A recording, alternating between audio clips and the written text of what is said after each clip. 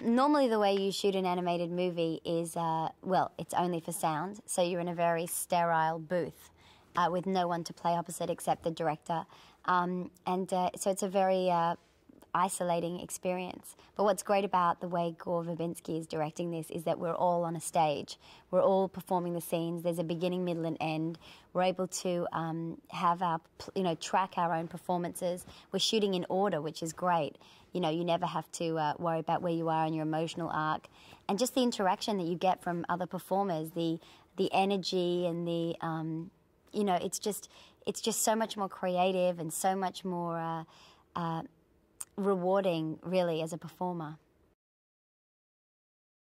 When Beans is under pressure, she just freezes and she can't move. Essentially, it's as if she's seen a ghost. I've actually seen lizards freeze myself as a kid. I used to sort of try to catch lizards, and apparently they freeze because they're accepting sunlight. They need sort of vitamin D, and so they freeze to get sunlight, and then they're able to be re-energized and carry on their way.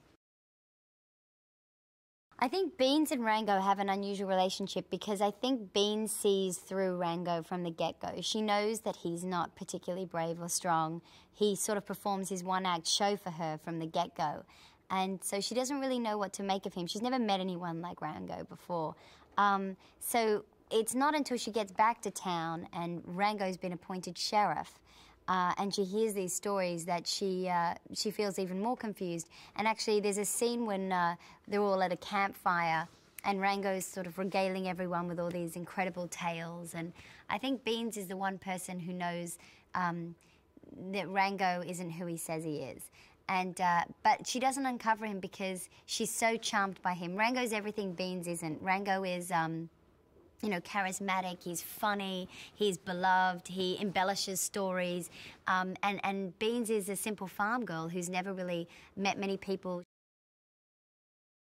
Gore wanted Beans to sound like Holly Hunter, and I'm fortunate in that I'd seen her Raising Arizona many times, so I just sort of sped up, the dialect and then gave her a tomboy feel, and then did a sort of Western Southern accent, and I had a great time doing it.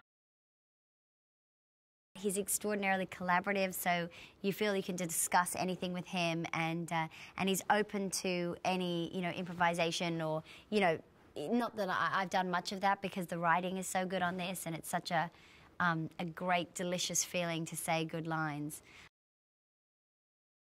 I'm very happy with the way Beans looks. I love the kind of pagan curls. I love the dress. I love how fierce she is. But I love that she's got, fine chiseled features. If I was to be a lizard, I'd want to look just like Beans.